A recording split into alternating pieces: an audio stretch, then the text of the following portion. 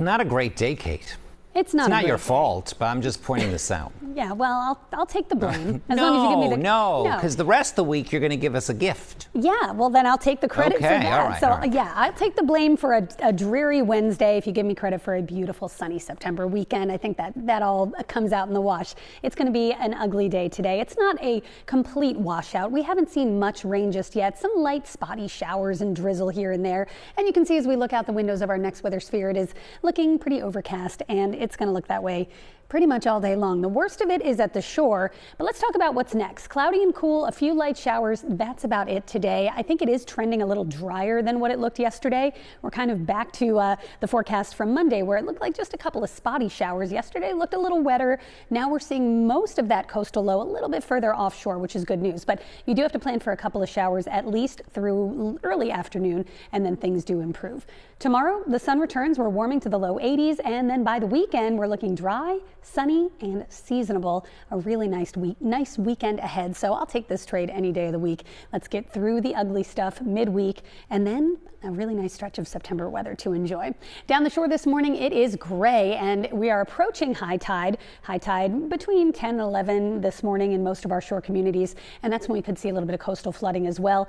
We've got that onshore wind just kind of battering the coast, bringing light rain and drizzle all day long. In the city, we've got mostly cloudy conditions, a little bit of light rain or a spotty sprinkle here or there. We're not seeing a ton of rain just yet. Winds are out of the northeast at 13 miles an hour, making it feel even cooler than it is. So you can see where the center of this low is, and it's starting to move actually a little further away from us, which is exactly where we want it to go. But you can see a little bit more green starting to pop up on the radar picture as we zoom into the city and surrounding suburbs. Again, light showers, sprinkles here and there. It's not much, a couple swipes of the windshield wipers, but a little steadier down the shore, and it's been there all morning long. So here's what the future modeling looks like. Again, right now seeing those light showers, a little bit of drizzle around the city. This is all going to be drifting a little further westward as we go through the day, and latest models by 3 or 4 o'clock pretty much erode the showers completely. May even see a few breaks in the cloud cover as early as tonight. I think it's dry for the Phillies game. Don't think there's a rain delay for that.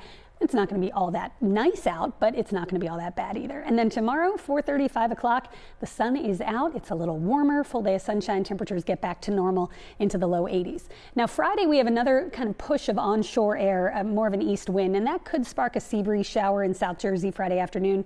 That's about it as far as precipitation is concerned for the extended period, even into your upcoming weekend. So once we get through today, we got some good stuff to talk about.